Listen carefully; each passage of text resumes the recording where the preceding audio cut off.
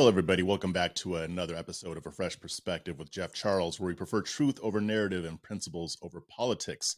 And today we're going to talk about one of the most effective solutions to runaway government overreach. You've probably never heard of it. Hopefully you have. But it's called the REINS Act. Currently, this legislation is being proposed at the federal level, but several state governments are also considering this type of measure as well, especially coming up in the next legislative session. The REINS Act, as I like to call it, the bureaucrat buster, is the kind of legislation that every state needs if we're going to be serious about reining in bureaucrats that are unaccountable, that make a lot of rules that affect you, and they don't have any accountability.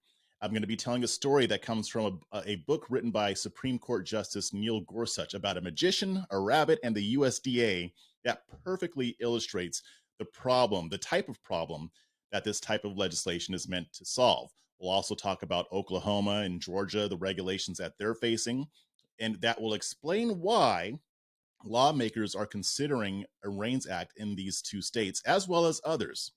So here's the thing. Just picture this for a second. You wake up one morning and you learn that there's a new regulation that will cost business billions. It'll inflate your grocery bill and maybe even force small businesses in your town to close. Now, here's the kicker. The rule doesn't come from your state legislature. It doesn't come from Congress at the federal level. No, it comes from some mid-level bureaucrat who probably hasn't set foot outside of their office in over a decade. It sounds absurd, right? Yeah, it sounds ridiculous. Well, that is the administrative state. Welcome to the administrative state, everyone. That's what these people do. When unelected agencies are allowed to make rules that carry the force of law, which means they can throw your ass in jail for it, without a vote from your lawmakers, it's the political equivalent of letting your nosy neighbor decide what color you're allowed to paint your house. Now, that sounds like a joke, but some of you watching this have actually had something like that happen to them, or maybe that you know somebody who has. And it's happening all the time. It's not just wrong, it's unconstitutional. Legislative powers belong to legislatures who are accountable to you. At least they're supposed to be. They're supposed to be accountable to you. They're not supposed to be made by some random bureaucrat sitting in a cubicle. So let's go to story time really quick. Now, this comes from a book called Overruled: The Human Toll of Too Much Law, written by Supreme Court Justice Neil Gorsuch. I would highly recommend picking up this book because when you read it, you'll realize that you don't hate the government enough. You don't hate the administrative state enough. He tells a story about a man named Marty Hahn. He's a magician, and he likes to entertain children with his magic tricks, and he has a bunny rabbit named Casey, a cute little fluffy thing. Watch me pull a rabbit out of my hat, all that good stuff. So one day, he's doing a performance at a library in Missouri, and then afterwards, he gets approached by this woman with a badge. Now, that's already trouble, right? Now, she wasn't there for his autograph. She was there demanding to see his license. She was from the USDA, and she wanted to see his license for owning a rabbit. Yes, you heard me right. A license for a freaking rabbit. Now, obviously, Marty has no idea what this broad is talking about, but apparently, Congress has passed a law lumping magicians in with bunny acts into the same category as circuses and zoos. Now, the Congress doesn't necessarily say, the law doesn't necessarily say that if you own a rabbit, you have to be licensed for it. But guess what? They don't have to, because these agencies are essentially allowed to create their own rules and laws without oversight. The USDA was not playing around with Marty, who was somehow a threat to society because he did magic tricks with a rabbit. He had to get his rabbit licensed. He had to subject himself to surprise home inspections. If he were to travel outside of the state with his rabbit, he had to submit his travel itinerary to the USDA if he wanted to take his rabbit on the road. If you think that's nuts, it gets even better. So after Hurricane Katrina, the USDA decided that rabbit owners like Marty needed to create a 28-page disaster contingency plan to basically detailing how they're going to keep their rabbits safe in the event of an emergency on the level of Hurricane Katrina or some of the others that we've seen over the past few months. Tornadoes, floods, chemical leaks, you name it. Marty had to have a plan for it, for this one bunny rabbit that he uses in his magic shows. If Casey had been an iguana or maybe dinner, like if they were going to, like if he wanted to eat the rabbit, none of this would have been required. He could have killed that rabbit in front of the USDA agent and they wouldn't have said anything. But he couldn't take it across the street to her birthday party without jumping through all these unnecessary government hoops. This is not an exaggeration. This is exactly what the story is. If you read Neil Gorsuch's book, you'll see. This is what happens when you have unelected bureaucrats who are left unchecked. It's absurd, intrusive, and a perfect example of why the REINS Act is so desperately needed in every single state in the union and at the federal level and everywhere else. In the Galactic Empire, they need a REINS Act too. So here's what this is.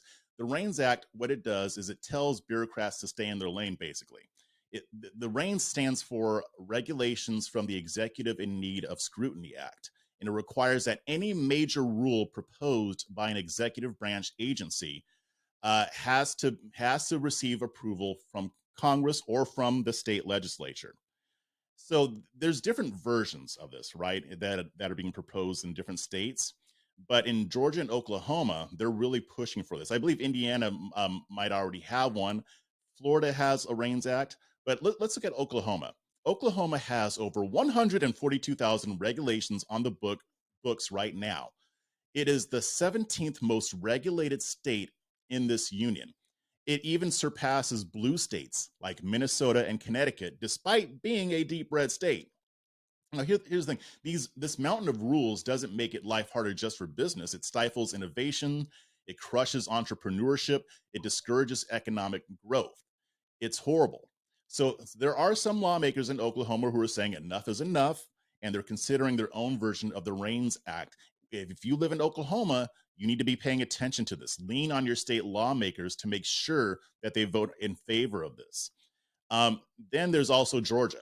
Let's talk about Georgia. Georgia, Georgia. All right, I can't sing. I mean, that's a Ray Charles song. I know my last name is Charles. We're not related. Anyway, Georgia has over 111,000 regulations.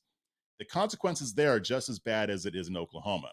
Research from the Mercatus Center at George Mason University has linked these burdensome rules to increased poverty, slower growth, and higher inflation.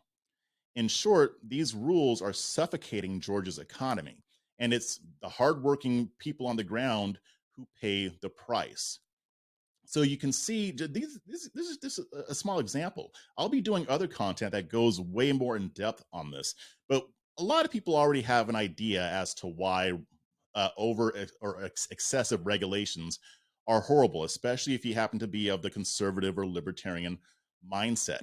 See, the thing is, this isn't just about cutting red tape. It's about reaffirming a principle that the founding fathers laid out in the Constitution. Legislative power belongs to elected officials, not career bureaucrats, not faceless agencies, and certainly not Karen from the zoning office. This is supposed to be done by people who can be held accountable by voters. If you are hired as a bureaucrat, you can make whatever rules you want and nobody can do anything about it. We can't vote you out. We just have to hope that you get fired, which puts another layer of protection for these people. And it may sound like I'm demonizing them, and I kind of am, but I'm not saying every single bureaucrat is a horrible person. What I'm saying is that they have been endowed with power that they were never meant to have and should not have. So here's the thing. Now, with the overturning of Chevron deference at the Supreme Court, I think that that's said a lot. That's really going to kickstart this campaign in states like Oklahoma, Georgia, like I said. Indiana has also been looking at this as well.